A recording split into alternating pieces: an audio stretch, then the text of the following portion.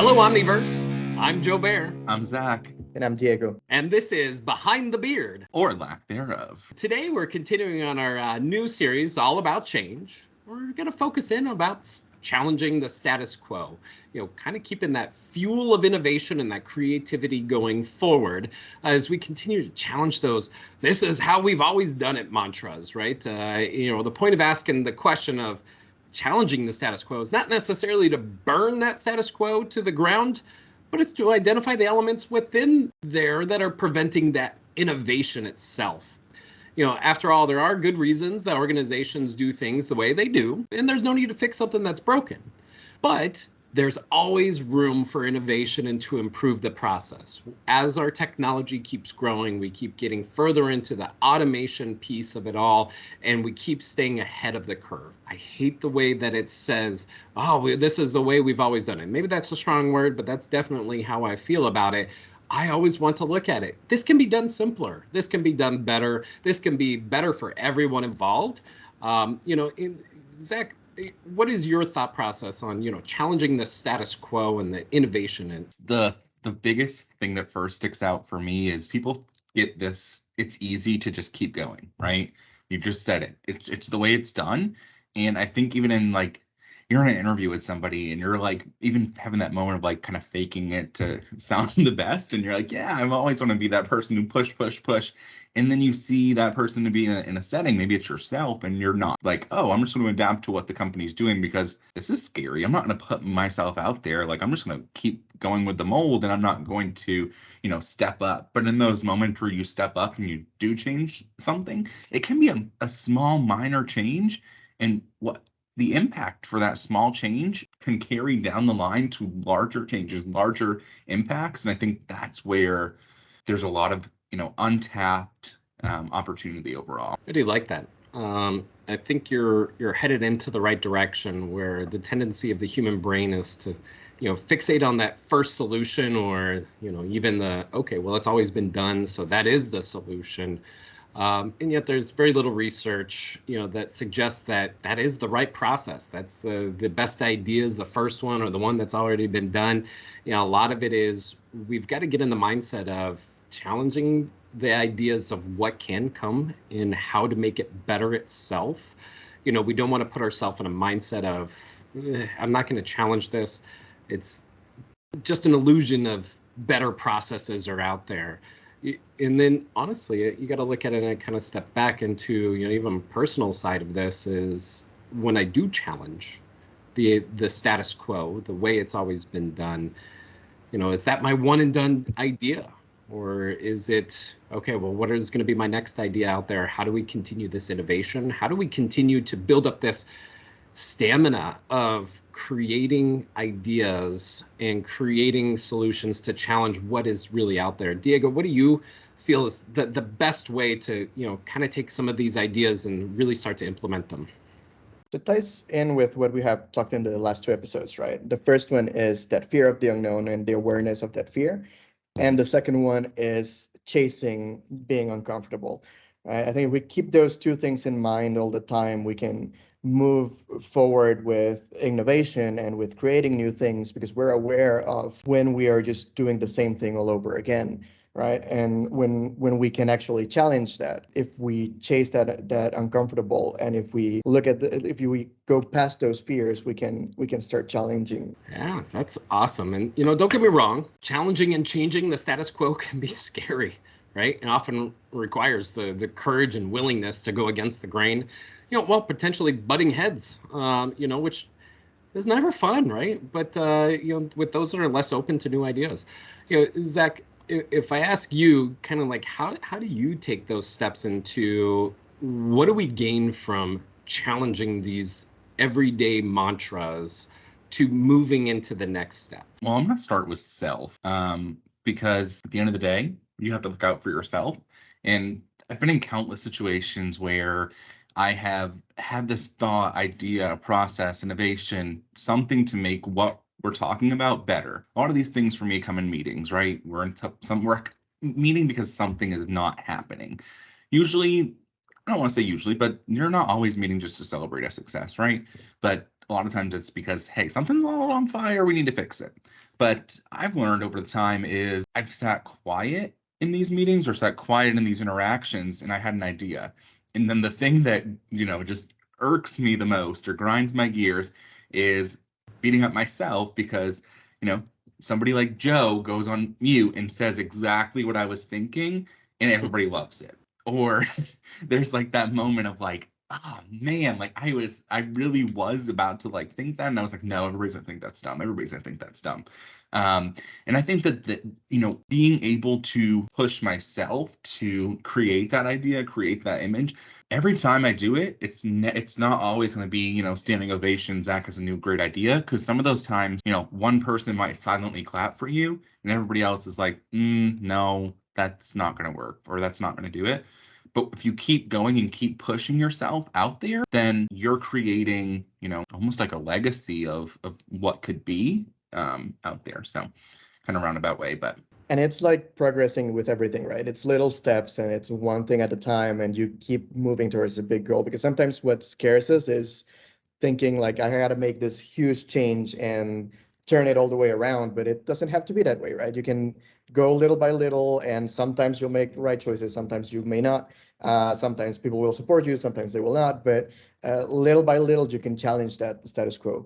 And if you don't, I mean, you're evading your own capacities, your own possibilities, and that all just comes down to like, you're just self-sabotage. I know we're talking about changing for larger pieces, but just the change starts with somebody, like a human, a person. And, we're putting a bot in place. We're doing this.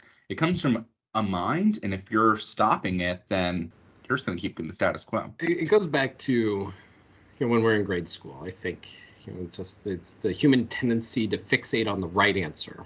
2 + 2 is 4, yeah. Right? We need that concrete answer itself. And when we're in business, we're facing new problems or challenging the status quo, I think we all want to take a step back and say, this is the right answer, but that's really not the right answer when it comes to the heart of idea flow, which is where we need to keep moving forward into it. I think about, writing an email from time to time. Is this the right subject line? Is this the right context of the body? Is this the right erase? This, thank goodness for Grammarly to fix a lot of it. I know Microsoft has improved their idea generation of words or synonyms, and that helps me get to the right answer to feel confident enough within myself to click send. But it's not always going to be like that. When we're working on, like you said, the idea itself is being challenged. It's not working for a reason, or we're seeing a future problem, and we have to go challenge that status quo of what we're doing now, because it's not going to work in our future. So yeah, sometimes you might walk into a process and look at it and think about ways that it can be improved. But once you try to change it, it doesn't work. Like, for example, I'm wearing this shirt today because it challenges the status quo. And this is from a brand called Zac and Bunny, founded by Robert Godley. He was once appointed head of creative at Polo Ralph Lauren. And he went in there and only lasted 6 weeks in that job because he was trying to do things different, and they didn't want to change the way that they were doing things. So when he left was, okay, I'm going to start doing my own shirts the way that I wanted to make them when I was appointed. And he started creating this brand, and they started selling like little, and now they have grown global and stuff. And I think it's one of great example of somebody who challenged the status quo first, didn't go well on that first attempt, obviously, and then he made it work on that second round. It's like the fail fast, but he reiterated and had a backup plan, right? Like maybe he didn't even have that backup plan going into the situation. I don't think he did. I think he was just like fired and unemployed. What do I do now? I'm tired of this. I'm over it. I think of, I don't know, every time I just random how my brain works, I'm like, oh, Polo, Ralph. I've always wondered, is it Lauren or Lauren? Lauren? I don't know. But I always think, also how my brain works, but I always think Rachel Green from Friends. But that's a total like way to the side. But I mean, going back to the actual topic at hand, I think a lot of that time where maybe you go into a different organization, or you're with a whole different, maybe you're at a conference, or maybe you're just in a conversation with different people, and things are just, okay, none of this is sticking, none of this is working, but then you're in a different place. There's opportunity when you're around different people, different ideas, different organizations, and sometimes things that didn't work in the past can have that ability to work in the future. Yeah, that's a powerful statement there, Zach, where it's important to realize that status quo is a bias. It's a preference of us as human beings to stay the same. I mean, that's creature comforts that we've talked about in the past. And, we're, as a human, adverse to the change itself. So we want to adhere to this bias of being the status quo, so that way we fit in, we survive, we continue forward. But anymore, this bias is problematic, especially in business, because growth requires change. Companies and cultures, truly are living, breathing entities that change with the people who inhabit them, right? Zach, I can remember when you joined, on the interactions, we changed. We adapted to bringing in your thoughts and your ideas. Diego, when you are now on this behind the beard, our thoughts and our ideas are changing because you're involved with us now. So policies that worked for one generation of contractors or employees is probably going to fall on deaf ears to the next. So even the certification that we've done in the past is not going to work for us in the future as we continue to grow. Technology changes. We are finding ways to reduce the amount of tasks that it's at hand for everyone, and we can make it better for all.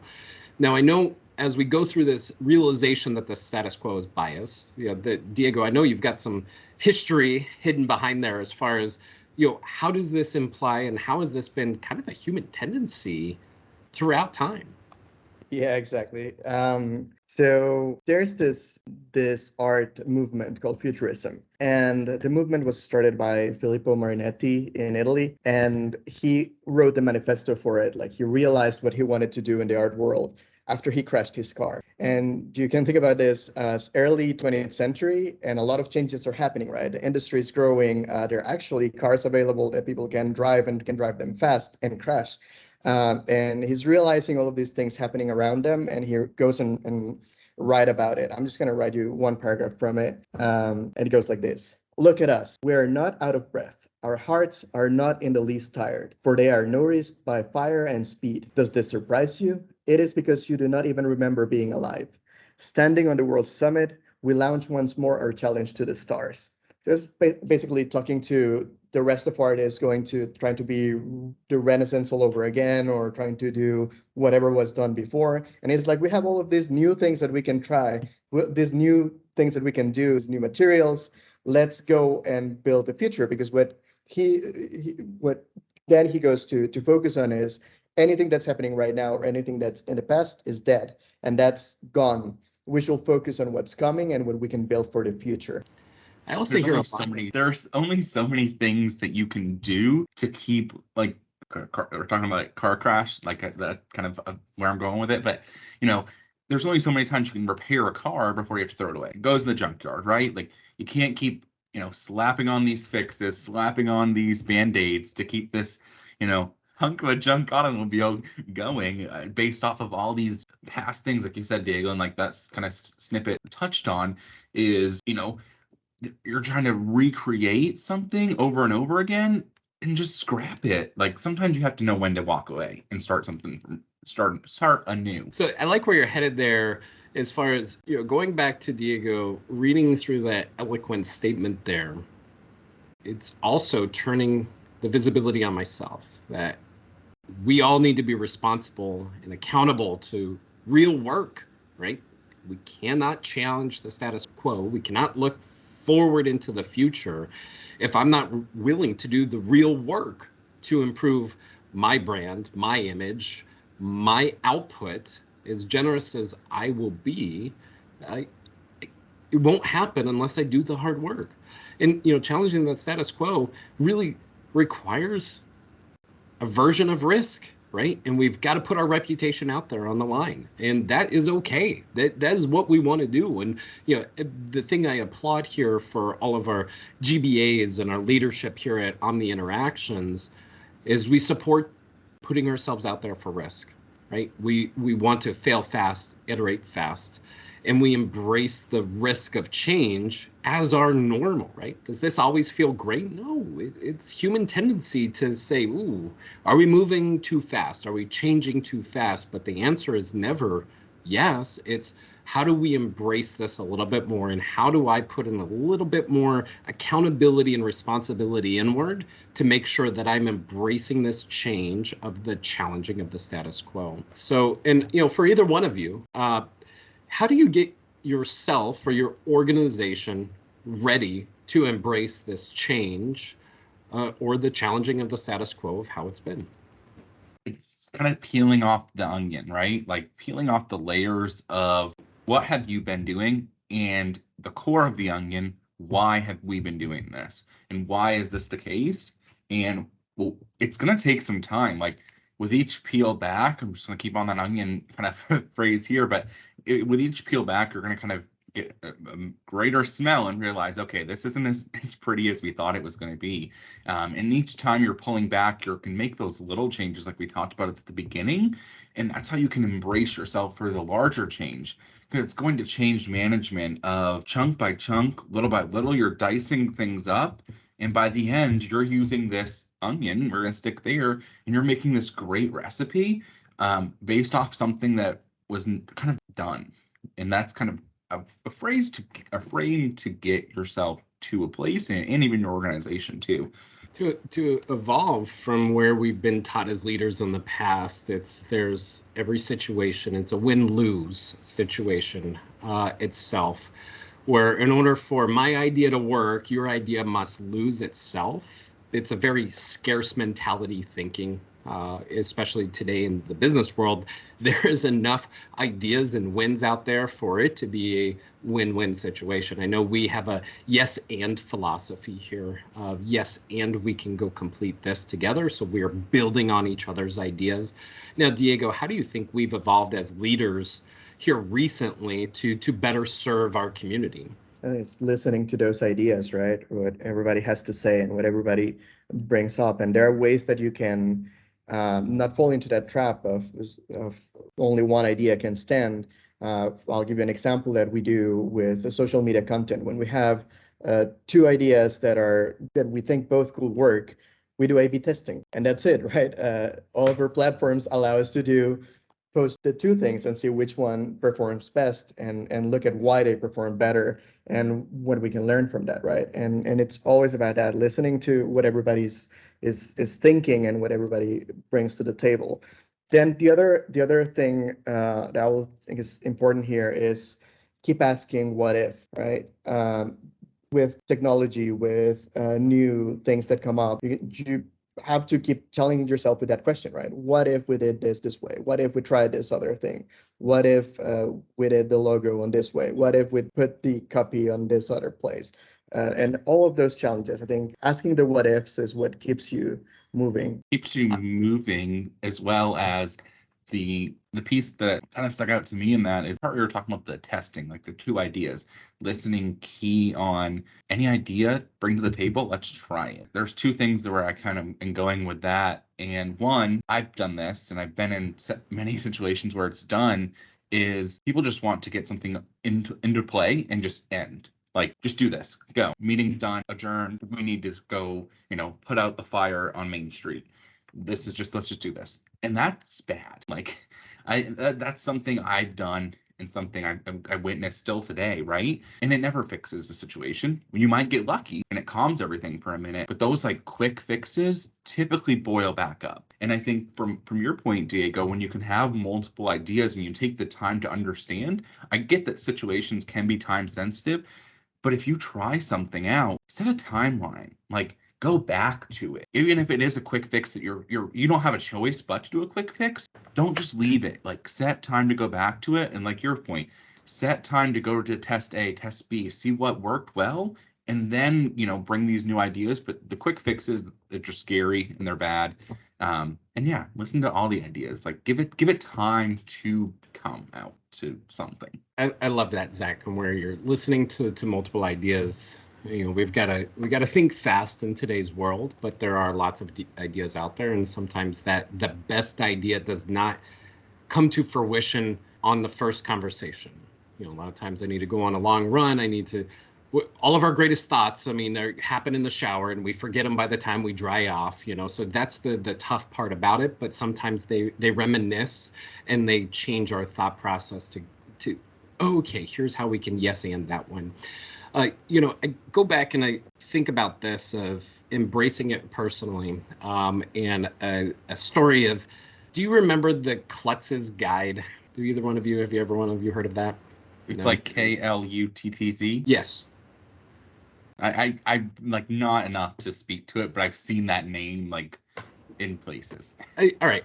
As a kid, I wanted to juggle. So I got the Klutz's Guide on how to juggle. And I despised the book as a child. Why? Because the first chapter was all about throwing the ball in the air and letting it hit the ground. My perfectionism said, no, that's not how you learn. That's not how you juggle. You don't juggle by letting the balls hit the ground. But the cognitive bias and the habit I would have built, I can't juggle today because I never let the balls hit the ground. But if we allow that to happen and we start to train our brain to fight that initial cognitive habit of, oh, I can't let this drop, then we can start taking things to the next level. Then we can start saying yes and a little bit easier. And then we don't have to, fight this bias of, ooh, no, that's just not how we do it around here. Now, before we wrap up, I want to, let both of you, if you have any other insights you want to throw out there. Just want to say, you did, with everything you have on your plate, you probably did become a successful juggler, just not with balls, more with projects and tasks. I could do the whole Will Smith juggling. Have you seen that? You haven't, Zach, because you didn't watch The Office. But from The Office, he pretends to be a ball juggler. Anyway. Awesome. No, this is a super awesome conversation. We've kind of taken this this thought process of how to be not so scared of change itself. And then last week, we really addressed chasing the uncomfortable, or the discomfortable, as I eloquently put it.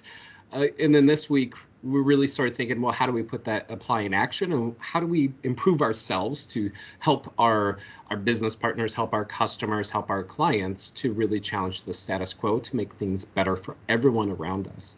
Next week, we're going to talk a little bit further into our final episode on change itself. And this one is going to be a little bit more distinct.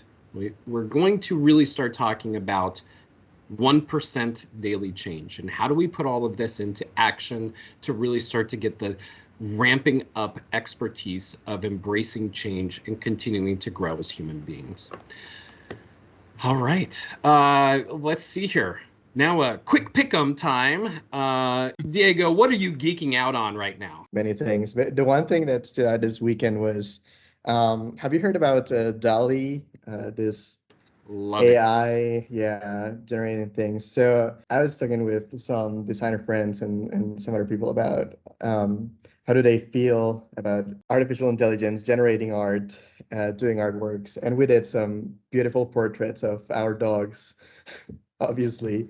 So a pug painted by Raphael, a schnauzer painted by DALL-E, just a lot of different dumb things that we did there. But I don't know. That's what I've been geeking out about and thinking, how can we use that technology for things here? But also, I don't know. What do you guys think about art, like artificial intelligence going into art? I have two schools of thought on it. Is one, for a plebeian like me that has zero artistic talent whatsoever, it's awesome. I can type something in and it creates it for me.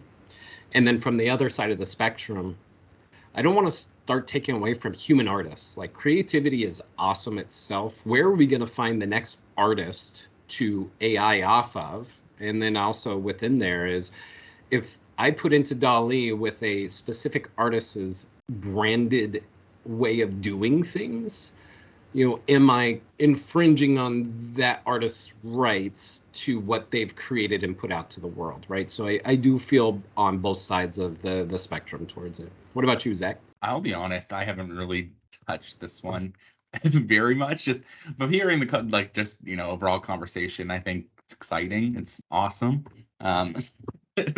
but truthfully don't have enough to actually have an intelligent thought behind it. Not the first time. Okay, got it. So our conclusion was kind of technology at the end of the day. So like Photoshop helped us do better with pictures, like Illustrator helps actual painters to do better work. It's just another tool, and the creativity might come from what you're typing in, right? You have to have the ideas in order for it to make them. So yeah, I've tried it, and I've tried putting in like full sentences, and it does not work really well. I wanted, I think, baby tornadoes over a bridge in a happy setting once, and it did not. I think I got like toes as babies or something. It was really, really odd and weird. Anyways, what we're not going to do is question why that was being searched. The background of the day, baby tornadoes. I don't know. I don't know that's like, I'm just picturing, joining like a client call, and all of a sudden they're just like babies spinning around behind you, like. And I think you meant the tornado is baby. Somebody said a baby tornado, and I was like, I wonder what the AI would put out for this. That's the real thought. This is totally derailed, but you're thinking like miniature tornadoes? Because I'm thinking like baby dolls that are forming a tornado. I don't know what I was thinking. I really wanted somebody to help guide my thoughts of what to think about when I heard the phrase baby tornadoes. So the question to all of our listeners is, what do you imagine? Babies forming a tornado or a miniature tornado? It's a good question. I'm demented because I just think a baby forming a tornado, but it says a lot about my mind. All right, so Zac, I'm gonna ask you one thing. What are your thoughts on spin-offs? Okay, so actually been thinking a lot about this because it's Halloween time, spooky season, and you have spin-offs, and then you have these like non-stop like sequels of Halloween, like Jamie Lee Curtis, how many times are you going to be there? How many times is Michael going to live? But spin-offs, I feel like they're just like a hit or miss. And it's like, does Hollywood have anything left? Like sometimes I've watched some like really good things that come off. But overall, I'm like right now, there's Unsolved Mysteries that are on Netflix. I'm a horror person. Like I love anything true crime, like, baby tornadoes. I'm all about it. Maybe that's why I thought about actual babies. Please don't hunt me down, FBI. I promise I'm insane. But nonetheless, those spin-offs are great. But then you see something and you watch like, an episode of it. I can't even think of an example. And you're like, keep what was done. Like, I don't, I know, Joe, you're all about like the House of Dragons life, the Game of Thrones life. I'm not there. Winter's coming, but I hope it's snow. Yeah. What are your thoughts on all of that? Great question there. I gave my thoughts on the Lord of the Rings spinoff last week, but House of Dragons surprised me. At first, it was, like this prequel happening, and they like skipped 10 years ahead and didn't really tell anybody. I mean, again, the communication's important, setting the theme is important, right? So I was kind of confused for a while of what just happened, but then you just move on, right? And I think that's what they wanted us to do. But surprisingly, we just when we're recording this, the final is out, and it got better. It's a great family drama, and it was a great way to end it. Diego gave me some sad news. I didn't look that far into it, but we've got to wait 2 years for that huge cliffhanger. But again, they did it right. They ended up doing well. Diego, what are your thoughts on the House of Dragons? Yeah, I liked it. The same thing that you said, right? Like the timeline jumps kind of got me sometimes, but my only disappointment is that having to wait for 2 years for the next season to come out. It's a long wait. It's like, why? Like, that's the thing that drives me, like in the streaming industry, it's so fun. I know HBO Max is a little bit differently. Like they, a lot of times will do like an episode a week, but even if you have Netflix, like Stranger Things, like you wait so long. And like, I love when they do recaps at the beginning of episodes, because sometimes I have like too many glasses of wine and I really don't remember the last one. And so those recaps are excellent. But I mean, just having to wait like even a year, it's too much. Like Stranger Things did with that season split that was kind of unnecessary. They already had the episodes. Like, why? Yeah, why? All right, the appetite, I guess. Hot take, maybe a hot cake. What's your preference? Do you like the buildup of having to wait a week for the next episode, or do you want to watch all of them straight on through? I rarely binge like in a whole day. I have a child and I can't stay up late. Like I'm not that person. So, but my approach though is I want the ability deep down. If I want to keep going for an episode, like now I gotta wait. Like White Lotus, love that, comes back this Sunday. But now I have to wait every Sunday. And sometimes I'll just let it build up and avoid spoilers to my best of my ability so I can have like a binge effect. What about you, Diego? Sometimes like having weekly episodes because then it like I have something to watch all the time because of that. But I do like binging every now and then. So I don't know, it's a good mix of both, right? The ones that release full season, I appreciate that because then I can jump on the stationary bike and watch like 3 episodes or something. But then the other ones, they keep me, I don't know. I like both things, I guess. I think it's the quality of the content itself, right? If it's got a great story, I almost prefer the wait, the build up, because it's a conversation in the social world. It's a conversation through DMs, through text. But you know, if it's kind of a lower run production, I just need to binge it. You get one shot to impress me, and then I'm moving on. So we go from there. Well, these are some hot trends and topics, definitely for sure, that are coming through to fruition. And I think at this time, I just want to remind everyone that innovation is taking 2 things that exist and putting them together in a new way. Let's not repeat the past, but let's move on to the future. As always, keep #learning and let us know what you're learning about too. Please like and subscribe to our channel for more great content. I am Joe Bear, and for my co-hosts, Zac and Diego, this is Behind the Beard. #Omniverse to the moon. Yeah, like sometimes you can go into an organization and see how things are happening in there. Now I have no idea how to start this story.